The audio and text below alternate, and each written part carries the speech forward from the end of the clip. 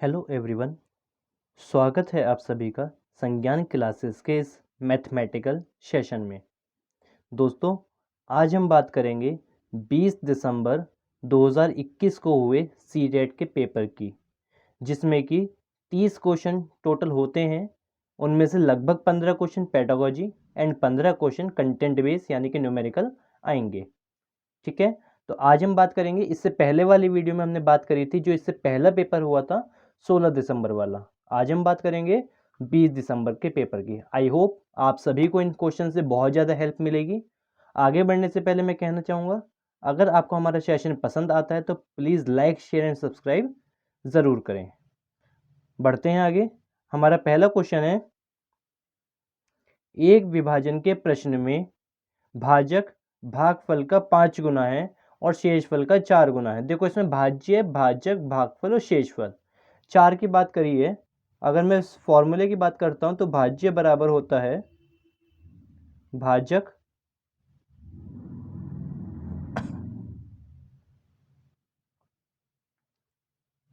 भाज्य बराबर भाजक गुणा भागफल प्लस शेषफल। ये हमारा फॉर्मूला होता है। अब इसमें दिया है कि यदि शेषफल 5 है, शेषफल की जगह कितना लिखेंगे? 5। सेकंड कंडीशन हमें दी है, भाजक भागफल का 5 गुना है और शेषफल का 4 गुना है। भाजक जो है वो शेषफल का 4 गुना है। शेषफल 5 है तो भाजक कितना होगा? 5 का 4 गुना, यानी कि 5 चौक 20। और भागफल का 5 गुना है। भाजक भागफल का 5 गुना है, मतलब 20 भागफल का 5 गुना है, तो 20 किसका 5 गुना होगा? 4 का 5 गुना। सॉल्व कर लेंगे, आंसर हमारा आ जाएगा 20 चौक 80 प्लस 5, आंसर इज 85। लैंग्वेज वाले क्वेश्चन में करना क्या है, हमें सिंपली एक एक सेंटेंस हमें पकड़ना है, एक एक वर्ड हमें पकड़ना है और उसे लिख लेना है। बहुत इजीली हम क्वेश्चन के आंसर पर पहुंच जाएंगे। बी ऑप्शन हमारा करेक्ट है। आगे बढ़ते हैं। सेकंड क्वेश्चन, 5 क्रमागत संख्याओं में दूसरी संख्या 49 है। 5 क्रमागत संख्याएं हैं जिनमें से दूसरी 49, तो पहली क्या होगी? 48 होगी डेफिनेटली, क्योंकि क्रमागत की बात कर रहे हैं। फिर क्या होगी? 50, 51, 52। ये 5 क्रमागत संख्या हो गई। इन संख्याओं में सम संख्याओं का गुणनफल क्या होगा? सम संख्या कौन सी होती है? जो 2 से विभाजित हो जाए, यानी कि 48 होगी सम, 50 होगी और 52 होगी। इनकी करनी है हमें गुणा, 48 गुणा 50 गुणा 52। जब गुणा करेंगे तो क्या आएगा? 48 पंजे 240 और एक जोड़ लगा देंगे, 2400 गुणा 52।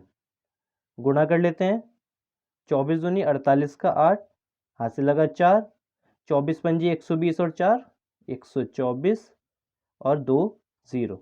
आंसर क्या हो जाएगा हमारा? 1,24,800।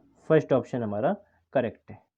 बहुत आसान सा क्वेश्चन था, कुछ भी इसमें सोचने समझने वाली बात थी ही नहीं।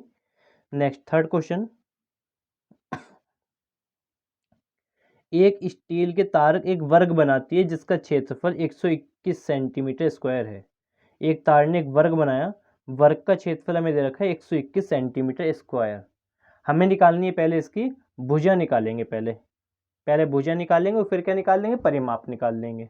ठीक है, क्वेश्चन क्या है आगे, यदि इसी तार को एक आयत के आकार में मोड़ा जाए जिसकी चौड़ाई 8 सेंटीमीटर है तो आयत की लंबाई बतानी है। अब देखो, जब हमें लंबाई बतानी हो, चौड़ाई हमारे पास है, तो सीधी सी बात हमें क्या चाहिए? परिमाप चाहिए पहले। तो पहले तो परिमाप निकाल लेते हैं इसका।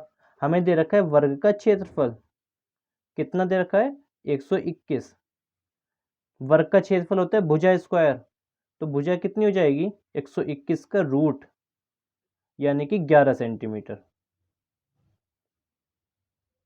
भुजा कितनी आ गई हमारे पास? 11 सेंटीमीटर। परिमाप क्या होता है वर्ग का? परिमाप होता है 4 गुणा भुजा तो 11 चौक 44 सेंटीमीटर आ गया हमारे पास परिमाप, यानी कि हमारे पास तार की लंबाई थी 44 सेंटीमीटर। अब इस 44 सेंटीमीटर का हमें बनाना है आयत। बनाते हैं आयत। आयत की चौड़ाई दी हुई है हमें 8। देखो, जब ये 8 है तो ये भी 8 होगी। टोटल 44 है, 8 और 8 कितना हो गया? 16 हो गया। 44 में से 16 माइनस हुआ, टोटल 44 है ना, उनमें से 16 तो चौड़ाई हो गई, लंबाई के लिए कितना बचा 28। 28 कुल मिलाकर लंबाई होगी, जो आधी तो ये है और आधी ये है, यानी कि 14 तो ये हो जाएगी और 14 ये हो जाएगी। तो लंबाई कितनी आएगी हमारे पास 14 सेंटीमीटर। नेक्स्ट क्वेश्चन पर बढ़ते हैं। क्वेश्चन नंबर 4, निम्नलिखित भिन्नों में सबसे बड़ी और सबसे छोटी भिन्न क्रमशः है। भिन्न बताने में सबसे बड़ी और सबसे छोटी भिन्न बताने के दो तरीके होते हैं। पहले तो आप डेसिमल में निकाल लीजिए, और दूसरा तरीका यह है कि अगर आप डेसिमल में नहीं निकाल पा रहे हैं, भाग नहीं कर पा रहे हैं, तो इस तरीके से कर सकते हैं जो हम सीखेंगे। 3/4। पहला स्टेप क्या कर देना है आपको, सभी में अपने पास से एक एक जीरो लगा लेंगे। जीरो हम क्यों लगा रहे हैं, क्योंकि जिससे आंसर हमारा डेसिमल में ना आए। ठीक है, अब काट लेते हैं। 2 पंजे 10, शेषफल बचेगा 0। शेषफल को भी लिखना है, सर्किल में लिखिए पहचान के लिए। 3 3 9, शेषफल बचेगा 1। 5 8 40, शेषफल बचेगा 0। 6 8 48, शेषफल बचेगा 2। 4 7 28, शेषफल बचेगा 2। ये हमने सभी को भाग कर लिया है। अब हमें देखना है सबसे छोटी भिन्न। सबसे छोटी भिन्न देखो, ये 5 बार कैंसिल हुआ, ये 3 8 8 और 7। सबसे छोटा क्या है 3 है, तो सबसे छोटी भिन्न कौन सी हो जाएगी हमारी 1/3 हो जाएगी सबसे छोटी भिन्न। और सबसे छोटी भिन्न में 1/3 केवल फर्स्ट ऑप्शन में ही है, बड़ी देखने की हमें जरूरत ही नहीं, आंसर हो जाएगा हमारा फर्स्ट ऑप्शन, ऑप्शन नंबर 1। लेकिन अगर बड़ी भी देखते हैं तो कैसे बताएंगे, 5 3 8 और 8 7 में सबसे बड़ा कौन सा है 8 और 8 है। 2 नंबर हमारे पास बराबर है। जब 2 नंबर बराबर होते हैं फिर देखते हैं हम शेषफल। इसका शेषफल 0 है, इसका शेषफल 2 है। कौन बड़ा है 2 बड़ा है। तो सबसे बड़ी भिन्न कौन सी हो जाएगी 5/6। Answer is first. Next question पर बढ़ते हैं। क्वेश्चन नंबर 5, 1 सेंटीमीटर गुणा 1 सेंटीमीटर वाले 36 छोटे वर्गों को कुल कितने प्रकार से व्यवस्थित किया जाता है कि परिमाणिक क्षेत्रफल 36 सेंटीमीटर स्क्वायर हो। देखो एक एक है, एक की इसकी लंबाई और एक ही चौड़ाई है, तो बहुत आसानी से हो जाएगा। 36 सेंटीमीटर स्क्वायर करना है हमें। क्षेत्रफल क्या होता है लंबाई गुणा चौड़ाई। तो पहला तरीका तो यह है कि 1 गुणा 36 कर दो आप, मतलब एक लाइन में 1 लगाओ, 36 36 ब्लॉक लगा दो, तब भी 36 ही आएगा हमारा आंसर। दूसरा तरीका क्या होगा 2 गुणा 18 कर दो, मतलब 2 2 की लाइन बना दो, तब भी कितना आएगा 36 आएगा। तीसरा तरीका क्या होगा 3 गुणा 12 कर दो, तब भी 36 ही होगा। चौथा तरीका क्या होगा 4 गुणा 9 कर दो, तब भी 36 ही होगा। और पांचवा तरीका क्या होगा 6 गुणा 6 कर दो, तब भी 36 ही होगा। और कोई तरीका इसमें नहीं होगा कि जिनकी गुणा करने के बाद 36 आए। तो कितने प्रकार से व्यवस्थित कर सकते हैं हम 5 प्रकार से, ये हमारा आंसर है। नेक्स्ट क्वेश्चन नंबर 6, एक कक्षा में 60 विद्यार्थी इस प्रकार हैं कि लड़कियों की संख्या लड़कों से दुगनी है। 60 विद्यार्थी हैं, लड़कियां दुगनी है लड़कों से, तो सीधी सी बात है हमें इतना पता लग गया कि बॉयज तो 20 होंगे और गर्ल्स कितनी होंगी 40 होंगी। ये बात तो मैं पता लग गया क्योंकि टोटल 60 है और लड़कियां दुगनी है। ठीक है, आगे बढ़ते हैं। रोहित का क्रम ऊपर से 17वां है। रोहित का क्रम क्या है 17वां है। यदि रोहित से पहले 9 लड़कियां हैं, देखो 17 से पहले कितने बच्चे होंगे टोटल 16 बच्चे 17 से पहले हैं टोटल, जिनमें से 9 क्या हैं लड़कियां हैं। तो लड़के कितने होंगे 16 माइनस 9, यानी कि 7 लड़के इससे ऊपर हैं, रोहित से ऊपर है 7 लड़के। हमें बताना है उसके बाद कितने लड़के हैं, ये हमें बताना है। 7 लड़के तो रोहित से ऊपर है, 8वां लड़का रोहित खुद हो गया, कितने हो गए टोटल 8 हो गए। और लड़के हैं कितने टोटल 20 हैं, तो 20 में से 8 जाएंगे तो इसके बाद कितने लड़के होंगे 12। ये हमारा आंसर है। आसान सा क्वेश्चन बहुत।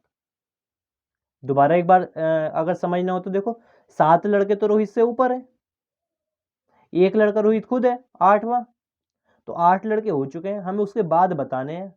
टोटल 20 है, 20 में से 8 माइनस हुआ, 12 लड़के रोहित के बाद होंगे। Next question, question number 7, Saima bus stand पर 9:35 AM पर पहुंची और उसे जीनत ने बताया है कि उसकी घड़ी के हिसाब से पहली बस 9:25 पर गई है। सायमा कब पहुंची है? 9:35 पर पहुंची है। और पहली बस गई कब है? 9:25 पर गई है। ठीक है। यदि जीनत की घड़ी 5 मिनट तेज चल रही है, मतलब जो 9:25 है ना जीनत की घड़ी में, वो 5 मिनट तेज है। 5 मिनट तेज का मतलब क्या हुआ कि जीनत के हिसाब से अगर 9:25 पर गई है तो असली टाइम हुआ क्या होगा उस टाइम? असली टाइम हुआ होगा उस टाइम 9:20, क्योंकि ये जो है वो 5 मिनट तेज है घड़ी।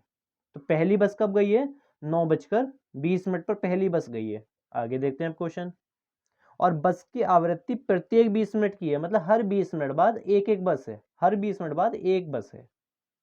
ठीक है। तो सायमा को अगली बस पकड़ने के लिए कितने मिनट प्रतीक्षा करनी होगी? 9:20 पर गई थी बस, अगली बस कब आएगी? 20 मिनट बाद, यानी कि 9:40 पर आएगी बस। सायमा की घड़ी में है क्या? 9:35 बज रहे हैं। सायमा की घड़ी तो ठीक है, जीनत के आगे थी, इसलिए 9:35 पर वो आई है, 9:40 पर बस आ जाएगी। तो कितने मिनट प्रतीक्षा करनी होगी? केवल 5 मिनट। ये हमारा आंसर है। नेक्स्ट क्वेश्चन पर बढ़ते हैं। Question number 8। 10,001, 20,022 और 33,333 के योग में से क्या घटाया जाए कि 17,069 प्राप्त हो? घटा लेते हैं। देखो, पहले तो हमें इनका योग करना पड़ेगा, उसके बाद घटाने वाली बात होगी। 0,022,30,333 करते हैं योग पहले। 1 और 2 3 और 3 6, 3 और 2 5, 3 0, 1 और 2 3 और 3 6। ये हमारे पास आया 60,356। इसमें से क्या घटाया जाए कि 17,069 प्राप्त हो? तो इसमें से आप 17,069 माइनस कर दो, आंसर हमारा आ जाएगा। हासिल लेंगे 16 में से 9 गए 7, यहाँ बचेगा 4, कैरी लेंगे 14 में से 6 गए 8, यहाँ बचेगा 2, कैरी लेंगे 10 में से 7 गया 3, 5 में से 1 गया 4। 43,287। Option B is correct. आसान सा क्वेश्चन था, केवल प्लस माइनस करना था और इसमें इससे ज़्यादा कुछ भी नहीं था। आगे बढ़ते हैं। Next question, question number 9। विद्यालय की कैंटीन में विभिन्न खाद्य पदार्थों के मूल्य नीचे दिए गए हैं। रेट लिस्ट दी है। अब नीचे क्या दिया है? सुनैना ने एक समोसा, देखो एक समोसा कितने का है? 5 रुपए का है। मूंगफली के 2 पैकेट, मूंगफली का एक पैकेट है 6.5 रुपए का, तो 2 पैकेट कितने के होंगे? 13 रुपए के। एक गुलाब जामुन, गुलाब जामुन कितने का था? 7 रुपए का था।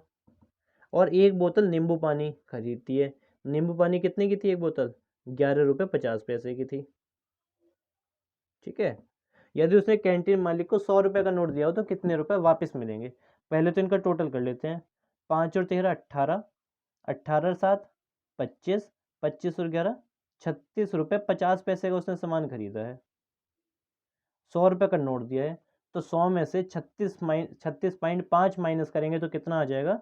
63 रुपये 50 पैसे। Option number 4 is correct. 63 रुपये 50 पैसे उसे वापस मिलेंगे। आगे बढ़ते हैं। Question number 10। एक रेलगाड़ी बेंगलुरु से 23:55 पर चलकर गुवाहाटी 2 जुलाई 2020 को 5:20 पर पहुंचती है। देखिए इस क्वेश्चन में थोड़ी सी मिसप्रिंटिंग है हिंदी वाले पोर्शन में, इसलिए इसका इंग्लिश वाला पोर्शन हमें देखना होगा। मिसप्रिंटिंग क्या है कि 23:55 पर किस डेट में चली? डेट नहीं दी हमें। इंग्लिश वाला पोर्शन देखते हैं। इंग्लिश में क्या दे रखा है? A train starts from Bengaluru at 23:55 hours on 29 June. देखो इसमें डेट दी है। हमें किसी किसी क्वेश्चन में इंग्लिश का ट्रांसलेशन देखना जरूरी हो जाएगा। अब करते हैं। देखो 29 तारीख में चली ट्रेन और कब पहुंची? 2 तारीख में पहुंची। 29 जून को चली। जून वाला महीना कितने कितने डेट का रहता है? 30 का। 29 में चली, 30 तारीख में भी चलती रही, 1 में भी चलती रही और 2 में पहुंची। अब मिनट देख लेते हैं। 23:55 बजे चली रात को, यानी कि रात को 11:55 पर। तो 29 तारीख के कितने मिनट बचे हुए थे? 24 घंटे होने में कितने मिनट बचे हुए थे? केवल 5 मिनट। ठीक है, 5 मिनट तो 29 तारीख के हैं। अब 30 तारीख पूरे लगी यानी कि 24 घंटे पूरे लगे, 1 तारीख भी पूरी लगी मीन्स 24 घंटे इसमें भी पूरे लगे, और 2 तारीख में कितने लगे 5 घंटे 20 मिनट, 5 घंटे 20 मिनट। तो हमें टोटल समय बताना है कितना लगेगा, टोटल कर दीजिए 24 + 24 48, 48 और 5 53 तो घंटे लगे, और मिनट कितने लगे 20 मिनट ये है, 5 मिनट ये है, 20 और 5 25 मिनट लगे। ये हमारा आंसर 53 घंटे 25 minute, option B is correct. Next question पर बढ़ते हैं। क्वेश्चन नंबर 41 यानी कि मैथ का 11th क्वेश्चन। 3 अंकों की सबसे बड़ी संख्या को 2 अंकों की सबसे बड़ी संख्या से गुणा किया जाता है। 3 अंकों की सबसे बड़ी संख्या क्या होगी 999, इसे गुणा हम किससे कर रहे हैं 2 अंकों की सबसे बड़ी से यानी कि 99 से। ठीक है, इस गुणनफल को 2 अंकों की सबसे छोटी संख्या विषम संख्या से विभाजित किया जाए। इसे विभाजित कर रहे हैं हम 2 अंकों की सबसे छोटी विषम संख्या, 2 अंकों की सबसे छोटी विषम संख्या होगी 11, इससे विभाजित करना है तो आंसर बता देना है बस। 11 नम 99 और 999 की 9 से मल्टीप्लाई कर लेंगे आंसर आ जाएगा। कर लेते हैं 9 नम 81 का 1 हाथ से लगा 8, इससे आगे करने की हमें ज़रूरत ही नहीं है, यूनिट प्लेस हमारा 1 आया है और 1 इसमें केवल फर्स्ट ऑप्शन में है। कभी कभी आंसर चुटकियों में ऐसे पता लग जाता है, बिल्कुल जहाँ टाइम बच सकता हो वहाँ टाइम बचाना है हमें, क्योंकि कुछ क्वेश्चन ऐसे भी आते हैं जो टाइम टेकिंग होते हैं, इसलिए टाइम बचाकर तब क्वेश्चन करना है। तो answer is first option. Next question number 42। एक संख्या 50 के आधे से अधिक है, संख्या है कोई हम मान लेते हैं x, जो किससे बड़ी है 50 के आधे से यानी कि 25 से बड़ी है। ठीक है, यह 3 दहाई से अधिक और 4 दहाई से कम है। 3 दहाई मतलब 30 से तो बड़ी है और 40 से कम है। ठीक है, इस संख्या का दहाई अंक, इस संख्या का इकाई का अंक दहाई के अंक से 2 गुना है। यूनिट प्लेस जो है वो टेंस प्लेस से डबल है, इकाई का अंक दहाई से डबल है। संख्या बता देनी है। देखो पहले तो आप ये देख लो 30 से बड़ी होनी चाहिए 40 से छोटी, तो फर्स्ट ऑप्शन तो हो ही नहीं सकता, बाकी 3 में होंगे। बाकी 3 में देख लेते हैं किस में इकाई का अंक डबल है। इसमें इकाई का अंक 2 है, दहाई 3 है, 2 3 का डबल है क्या, बिल्कुल भी नहीं है। 36, 36 में इकाई का अंक है 6, दहाई का अंक है 3, 6 3 से डबल है क्या, बिल्कुल है। तो आंसर हमारा यही हो जाएगा ऑप्शन नंबर 3। अगर डी ऑप्शन को देखते हैं 8 है इकाई का अंक, 8 3 का डबल नहीं है, दुगना नहीं है, तो ये भी नहीं हो सकता। आसान सा क्वेश्चन था, बहुत इजी था। नेक्स्ट क्वेश्चन पर बढ़ते हैं इसी के साथ। Question number 43। एक गोदाम की बीमाएं 5 मीटर गुणा 7 मीटर गुणा 4 मीटर है। गोदाम है, गोदाम की लंबाई चौड़ाई ऊंचाई दे रखी है। इस गोदाम में 25 सेंटीमीटर गुणा 50 सेंटीमीटर गुणा 25 सेंटीमीटर की बीमाओं वाले अधिकतम कितने पार्सलों को रखा जा सकता है। देखो एक बात आप बहुत आसानी से समझ लीजिए, यहाँ पर भी बात हम करते हैं में कितने, कितने की बात जहाँ पर करते हैं तो वहाँ पर हमेशा भाग करते हैं, और जहाँ पर बात करते हैं का वर्ड आ जाता है, ऑफ वर्ड आ जाता है, तो वहाँ पर करते हैं गुणा। तो भाग करनी है 5 मीटर, लेकिन ये तो मीटर में दे रखा है और ये सेंटीमीटर में, तो मैं पहले मीटर को सेंटीमीटर में कन्वर्ट कर लेते हैं। 5 मीटर का मतलब 500 सेंटीमीटर गुणा 700 सेंटीमीटर गुणा 400 सेंटीमीटर, और इसे हमें भाग कर देनी है 25 सेंटीमीटर गुणा 50 सेंटीमीटर गुणा 25 सेंटीमीटर। भाग कर लेते हैं, आंसर हमारा आ जाएगा 25 दूनी 50 एंड एक 0, 20 आया। ठीक है, 0 से 0 कैंसिल, 5 चौक 20, 25 से इसे काटेंगे, 25 से कम 25 बचा कितना 15, 150 हो गया, 25 छक्का 150। क्या क्या बचा हमारे पास 4 गुणा 70 गुणा 16, 7 चौक 28 गुणा 16, 280 गुणा 16। सॉल्व कर लेते हैं बस। 16 की 0 से करेंगे 16, सॉरी 16 की 0 से करेंगे तो 0, 16 के 8 से करेंगे तो आएगा 128 का 8, हाथ से लगा 12, 16 दूनी 32 और 12 44। Answer is 4480, 4480। बी ऑप्शन हमारा करेक्ट है। बस केवल भाग करनी थी, इससे ज़्यादा इसमें कुछ भी नहीं था। Question number 44। अगर आपको किसी भी क्वेश्चन में डाउट लग रहा हो, समझ में ना आया हो, तो वीडियो रिपीट करके फिर से देख लें, वीडियो बैक करके देखें, फिर भी अगर डाउट रहता है तो कमेंट सेक्शन में आप लोग पूछिए जरूर उस क्वेश्चन को। एक ऑटो रिक्शा का मीटर पहले 2 किलोमीटर की यात्रा के लिए 25 रुपए का और उसके बाद प्रति किलोमीटर की यात्रा के लिए 8 रुपए का भाड़ा दिखाता है। मानस ने अपने घर से अपने कार्यालय का 249 रुपये भाड़ा दिया। टोटल किराया कितना दिया? 249 रुपये का। हमें कार्यालय की दूरी बतानी है। ठीक है, अब देखो शुरू के 2 किलोमीटर के लिए कितने रेट है उसका? 25 रुपये रेट है शुरू के 2 किलोमीटर का। तो इसमें से हम 25 रुपये माइनस कर देंगे शुरू के 2 किलोमीटर के। माइनस करते हैं तो 9 में से 5 गया 4, 4 में से 2 गया 2 एंड 2, 224 रुपये बाद के किलोमीटर के हैं, जो क्या रेट है? 8 रुपये प्रति किलोमीटर। तो 8 से हम कर देंगे इसे भाग, 8 दूनी 16, बचा कितना? 6, 64 हो गया, 8 अट्ठे 64, यानी कि 28 किलोमीटर तो चला वो 224 रुपये में, प्लस 25 रुपये में कितना चला था वो? 2 किलोमीटर। तो 28 प्लस 2, टोटल किलोमीटर कितने चला है वो? 30 किलोमीटर। ये हमारा आंसर है option number 3। Next question number 45। निम्नलिखित तालिका सुनीता और जसिका द्वारा 100 में से प्राप्त 5 विषयों के अंक दर्शाती है। ऊपर दी गई तालिका के अनुसार निम्नलिखित में सही कथन को पहचानिए। तालिका बाद में पढ़ेंगे, पहले ऑप्शन देखते हैं। फर्स्ट ऑप्शन है, भाषाओं को छोड़कर सुनीता ने जसिका से प्रत्येक विषय में अधिक अंक प्राप्त किए हैं। सुनीता ने जसिका से, भाषा को छोड़कर, पहली चीज देखो, गणित सुनीता के ज्यादा है कि जसिका से? नहीं, बिल्कुल नहीं है। तो फर्स्ट ऑप्शन तो गलत हो गया। सुनीता के 68 है, जसिका के 74 है, पहला ही ऑप्शन गलत है। बी ऑप्शन, गणित और विज्ञान में सुनीता के अंक जसिका के इन विषयों के कुल अंकों से अधिक है। गणित और विज्ञान में सुनीता के अंक, गणित में 68 है और विज्ञान में कितने? 78 है। अंक जसिका के इन विषयों में कुल अंकों से 74 और 84 का योग कितना होगा? 8 और 8 7 15, 158 से अधिक है क्या? बिल्कुल भी नहीं है, तो ये भी नहीं होगा। 156 बैठेगा इनका योग, तो सॉरी 146। ठीक है, थर्ड ऑप्शन देखते हैं।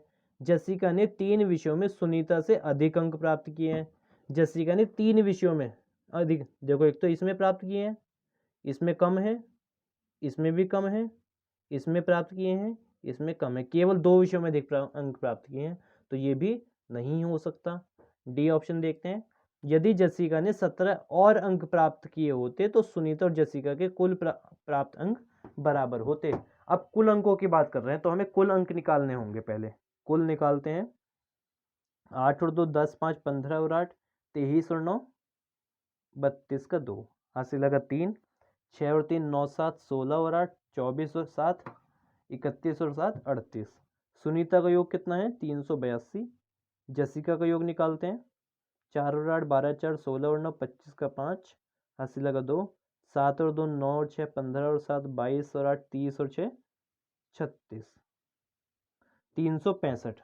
अब इसमें क्या दिया है? यदि जसिका ने 17 और अंक प्राप्त किए होते, 365 में अगर हम 17 और जोड़ देते तो कितना हो जाता? 382 जोड़कर, तो सुनीता और जसिका के अंक बराबर होते। ये बात बिल्कुल ठीक है कि अगर 17 और हो जाते तो बराबर अंक आ जाते, 382 अंक आ जाते दोनों के। तो आंसर क्या होगा? Option number 4। Next question, question number 46। अब शुरू होते हैं आपके पेडागोजी के क्वेश्चन। अभी तक थे न्यूमेरिकल क्वेश्चन। फर्स्ट क्वेश्चन है पेडागोजी का। गणित के शिक्षण अधिगम में निम्नलिखित में से कौन सा लक्षण रचनात्मक प्रक्रिया का नहीं है? रचनात्मक प्रक्रिया का नहीं, नेगेटिव बताना है। देखते हैं। कक्षा प्रारंभ करते समय विद्यार्थियों की प्रारंभिक समझ का आकलन करना, ये बात तो बिल्कुल ठीक है कि बच्चों को पूर्व ज्ञान को हम चेक करते हैं, प्रीवियस नॉलेज चेक करते हैं। बी, अंतर्दर्शी हलों को प्रोत्साहित करना, ये बात भी बिल्कुल ठीक है कि बच्चों के अंतर्दृष्टि को प्रोत्साहित कर रहे हैं वो। थर्ड, संज्ञानात्मक संघर्ष के लिए अवसर प्रदान करना, ये बात भी बिल्कुल ठीक है कि बच्चे संज्ञानात्मक संघर्ष कर सके, मतलब वो अपने दिमाग ज़्यादा चला सके, अपने ब्रेन का यूज़ कर सके, तो ऐसे अवसर भी देने हैं। एंड फोर्थ, समस्या समाधान के निर्धारित तरीका अपनाना, निर्धारित तरीका जैसा कुछ नहीं होता, बच्चे के अपने बहुत सारे तरीके हो सकते हैं। तो डी ऑप्शन ही गलत है, और जो गलत है वही हमारे लिए क्या होगा, सही होगा, क्योंकि क्वेश्चन में नेगेटिव पूछा है। Fourth option is correct. Next question 47।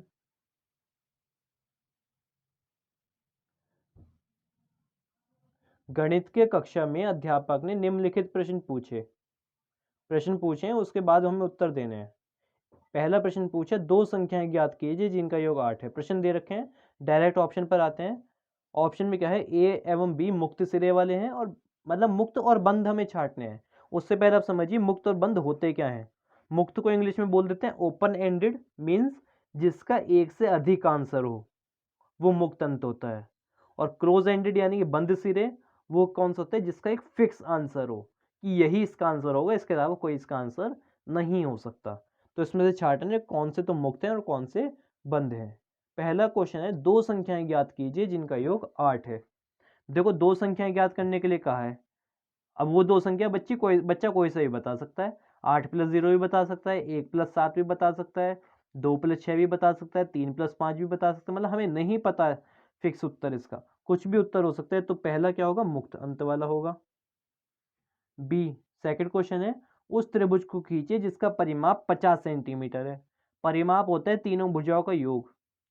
अब इसमें भी हम कुछ नहीं बता सकते तीनों भुजाएं कितनी कितनी होंगी, कितनी भी हो सकती हैं। हमें तो टोटल करना है 50। पहली 20, दूसरी 10, तीसरी 20 भी रह सकती है, 10 20 20 भी रह सकती है, कैसे भी रह सकती हैं। तो दूसरा भी क्या होगा, मुक्त अंत वाला होगा। तीसरा 25 के गुणनखंड क्या है, गुणनखंड वाली बात, फैक्टर्स फिक्स होते हैं कि यही इसके गुणनखंड हैं। तो सी क्या होगा, बंद अंत वाला होगा। और डी क्या है, परिमाप की परिभाषा दीजिए। परिभाषा भी क्या होता है, बंद अंत वाला होता है। तो ए और बी तो मुक्त सिरे वाले हैं और सी और डी बंद सिरे वाले हैं। Option A is correct. Next question पर बढ़ते हैं।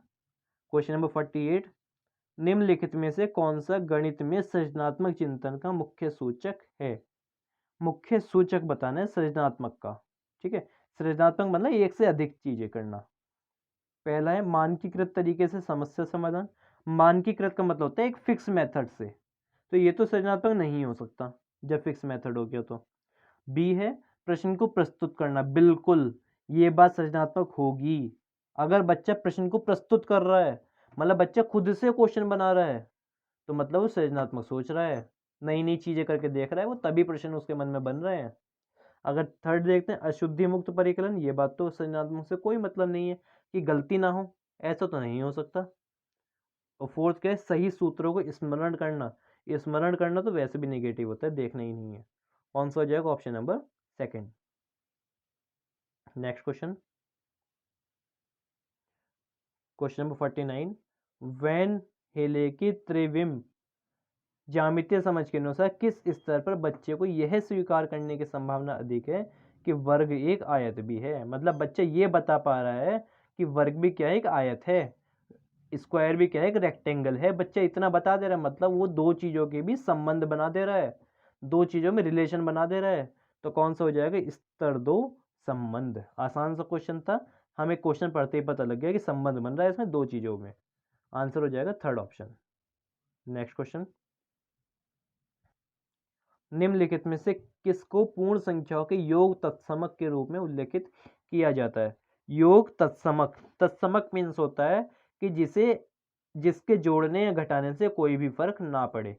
तो योग मतलब जिसके जोड़ने से कोई भी फर्क ना पड़े, तो शून्य होता है। किसी भी नंबर में अगर हम शून्य को जोड़ेंगे तो कोई फर्क नहीं पड़ेगा। तो योग तत्समक क्या हुआ, शून्य। Option number first. Next question number 51, निम्नलिखित में से कौन सा कथन उचित है। उचित कथन पहचानने। पहला कथन है, अवलोकन और संबंधों को पहचानने से प्राथमिक कक्षा के विद्यार्थियों द्वारा गणितीय ज्ञान का सृजन किया जा सकता है। ये बात तो ठीक है, पॉजिटिव ढूंढना है, पॉजिटिव ही है। बी है, गणित का अधिगम एक सामाजिक प्रक्रिया है जिसमें संवाद और वार्ता शामिल है। ये बात भी बिल्कुल ठीक है, सामाजिक प्रक्रिया है, मतलब समाज से सीखते हैं। सी, गणित के अधिगम में तर्क वितर्क की महत्वपूर्ण भूमिका है। ये बात भी बिल्कुल ठीक है कि तर्क और वितर्क होता है। एंड डी, गणित कक्षा में गणितीय समझ के सृजन में संस्कृति की कोई भूमिका नहीं है। ये बात गलत है। संस्कृति की भूमिका रहती है, समाज की भी रहती है, संस्कृति की भी रहती है। तो कौन सा हो जाएगा, ए बी सी सही है, यानी कि ऑप्शन नंबर 3 करेक्ट है। नेक्स्ट क्वेश्चन नंबर 52, प्राथमिक स्तर पर ज्यामितीय पाठ्यक्रम के विषय में निम्नलिखित में से कौन से कथन सत्य हैं। सत्य कथन पहचानने हैं। पहला कथन है, ज्यामिति को 2 आयाम आकृतियों जैसे वृत्त, वर्ग, त्रिभुज आदि की पहचान तक ही सीमित रखना चाहिए। सीमित वर्ड तो निगेटिव होता है, देखना ही नहीं है। बी, उपयुक्त परिभाषाओं का परिचय, परिभाषा भी क्या होती है, निगेटिव होती है, देखनी ही नहीं है। सी, दिक् स्थान की अंतर्दृष्टि समझ को विकसित किया जाना चाहिए, ये बात ठीक है, दिक् स्थान की अंतर्दृष्टि समझ को विकसित करना चाहिए। तो आंसर क्या हो जाएगा, केवल C, third option. Next question, question number 53, सड़क विक्रेताओं और दुकानदार द्वारा प्रयोग में लाए जाने वाले गणितीय कौशल और सामर्थ्य के संबंध में कौन से कथन सत्य है। जो सड़क विक्रेता, जो रेहड़ी और फल लगाते हैं, उनके द्वारा जो मैथ यूज करते हैं, उनमें से कौन से कथन सत्य हैं, ये बताना है हमें। पहला कथन है, कक्षा में गणितीय प्रश्न को हल करने के लिए लाभदायक नहीं है। ऐसा तो नहीं है, इसका तो कोई संबंध नहीं है, लाभदायक तो होते हैं। बी, वे अस्पष्ट और असंगत हैं, ये बात भी गलत है। अस्पष्ट होते हैं क्या ना, स्पष्ट होते हैं। वो तो मतलब जो सब्जी बेचता है वो आपसे जल्दी हिसाब लगा लेगा कि कितने किलो सब्जी कितने की हुई है, तो स्पष्ट तो होते हैं वो।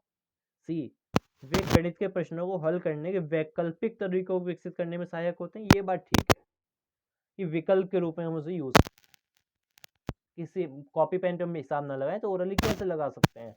तो थर्ड ऑप्शन सही हो जाएगा, केवल C, option number 4। Next question number 54, निम्नलिखित में से कौन से क्रियाकलाप द्वारा विद्यार्थियों में त्रिविम विवेचन, दिक् स्थान संबंधी विवेचन विकसित होने की संभावना न्यूनतम है। सबसे कम संभावना किसमें है। पहला, आंकड़ों को निरूपित करने के लिए चित्रलेख खींचना। देखो, आंकड़ों को निरूपित करने के लिए हम चित्रलेख बना रहे हैं, तो उसमें दिक् स्थान कहाँ से आ गया, त्रिविम यानी कि 3 डायमेंशनल कहाँ से आ गया। आंकड़ों को निरूपित तो हम कॉपी पेन पे करेंगे, 3D कहाँ है वो, तो यही है वो आंसर। ए ऑप्शन में सबसे कम संभावना है। अगर हम बात करते हैं 10 ग्राम पहेली, ये भी एक एक्टिविटी है, इससे संबंध विकसित होगी। विभिन्न ठोस आकृतियां, ये भी 3D होती हैं, और दी गई आकृतियां भी क्या होती है, 3D होती हैं। तो ऑप्शन ए में सबसे कम संभावना है आंकड़ों को निरूपित करना, मतलब प्रदर्शित करना, जो केवल 2D में होगा। ठीक है। नेक्स्ट क्वेश्चन नंबर 55, 3 गुणा 5 के गुणन का परिचय देने के लिए निम्नलिखित में से कौन सी विधि अति उत्तम है। टीचर को सिखाना है 3 गुणा 5 के बारे में, तो कौन सा मेथड बेस्ट है, ये हमें बताना है। कुछ वस्तुओं के 3 गुणा 5 के आयताकार व्यूह की रचना का निर्माण करना, ये बात ठीक है कि हम वस्तु का यूज कर रहे हैं, यानी कि मूर्त चीजों का यूज कर रहे हैं, बात ठीक है, लेकिन हमें 4 ऑप्शन पढ़ने हैं। उत्तर पाने के लिए 3 और 5 के पहाड़ों को कविता पाठ करना, यानी कि याद करना, ये गलत है। परिकलक यानी कि कैलकुलेटर की सहायता से उत्तर, ये भी गलत है, कैलकुलेटर का यूज कैसे करवा दोगे आप बच्चे से। और डी, संप्लाव गणना, स्किप काउंटिंग मतलब एक एक अंक छोड़कर, वो चीज तो बहुत गलत चीज है स्किप काउंटिंग, तुक्का लगाना एक तरीके से केवल, तो ये भी गलत हो जाएगा। क्या होगा, मूर्त चीजों से सिखाना, option number A. Next question number 56, विद्यार्थियों को गणितीय संक्रियाओं पर आधारित समस्याओं का समाधान करना सिखाने के लिए निम्नलिखित में से कौन सा कथन संतोषजनक नहीं है।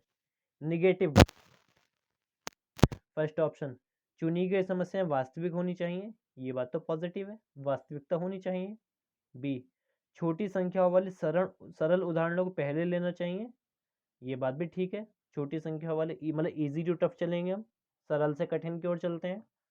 थर्ड, विद्यार्थियों को कलन विधि एल्गोरिदम की चरण समझाने के लिए मूर्त सामग्री की सहायता, ये बात भी बिल्कुल ठीक है कि मूर्त चीजों को यूज हम करते हैं, TLM का यूज करते हैं। और फोर्थ, प्रश्नों को हल करने के लिए केवल एक विशेष प्रकार की प्रणाली को महत्व दिया चाहिए, ये गलत है। केवल एक विशेष प्रकार की बात कर रहा है, तो यही गलत हो जाएगा, और जो गलत है वही हमारे लिए सही है। नेक्स्ट क्वेश्चन नंबर 57, 3 क्वेश्चन बाकी हैं बस इसके बाद। निम्नलिखित कथनों में से किस संख्या में 4 का प्रयोग गणन संख्या के भाव में हुआ है। देखो 2 भाव होते हैं, एक तो होता है क्रम सूचक और एक होता है गणन सूचक। क्रम सूचक मतलब होता है जहां पर क्रम सीक्वेंस बताया जाता है, पहला, दूसरा, तीसरा, चौथा, वो क्रम सूचक होता है। First, second, third and fourth, वो क्रम सूचक है। और गणन सूचक जहां पर केवल नंबर बताया जाता है, केवल गणना, गिनती बताई जाती है, केवल 1 2 3 4, ये गिनती बताई जाती है। तो इसमें हमें बताना है कौन सा गणन सूचक के भाव में हुआ है। देखो फर्स्ट है, इस इमारत की चौथी मंजिल, चौथी यानी कि पहली मंजिल, दूसरी मंजिल, तीसरी मंजिल, चौथी मंजिल, सीक्वेंस में बढ़ रहे हैं हम, तो ये तो क्रम सूचक की बात है। B option. प्रतियोगिता में मेरा पुत्र चौथे स्थान पर है, चौथा स्थान यानी कि पहला, दूसरा, तीसरा, चौथा, ये भी क्रम है।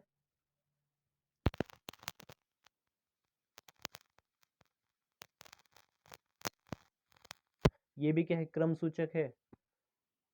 इस समारोह में 4 टीमों ने भाग लिया, यहाँ पर केवल 4 की बात है, ये चौथा फोर्थ ऐसी बात नहीं, ये 4 टीम। अब वो 4 टीम किधर से भी हम गिन सकते हैं, तो यही हो जाएगा इसका, गणना की है इसमें, केवल केवल नंबर बताया है कि 4 टीम है बस।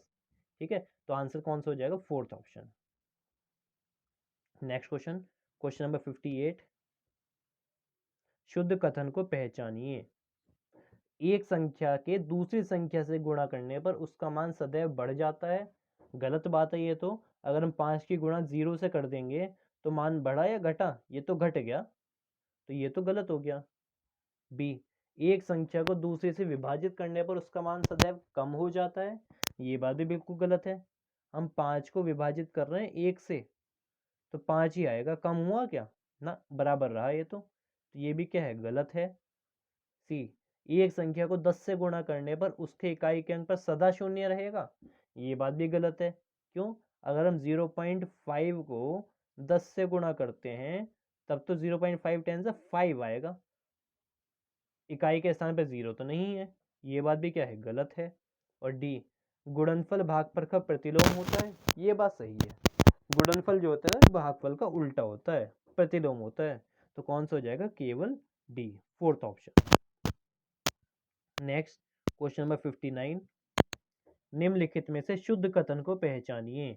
शुद्ध कथन देखना है। पहला कथन है, परिमाणों का अनुमान गणितीय कौशल नहीं है, ये बात गलत है बिल्कुल।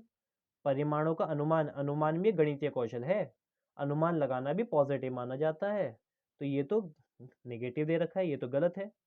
सेकंड, गणित को मानक सूत्रों की सूची के समतुल्य माना जा सकता है, ये बात भी क्या है, गलत है।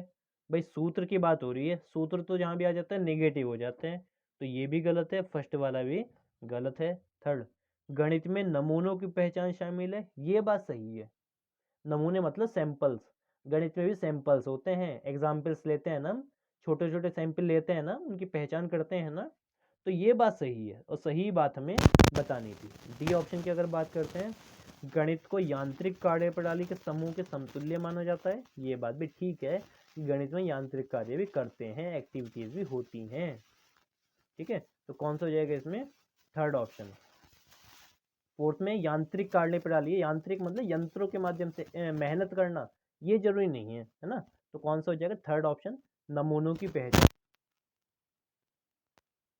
लास्ट क्वेश्चन आज की क्लास के लिए, सममिति की अवधारणा का परिचय देने के लिए, सममिति होते हैं सिमिट्री, काट बराबर हिस्सों में काटना, बराबर हिस्सों में डिवाइड करना, ठीक है। सममिति की अवधारणा का परिचय देने के लिए निम्नलिखित में सर्वाधिक उपयुक्त कार्यनीति कौन सी है। सर्वाधिक उपयुक्त, बेस्ट बताना है हमें इसमें।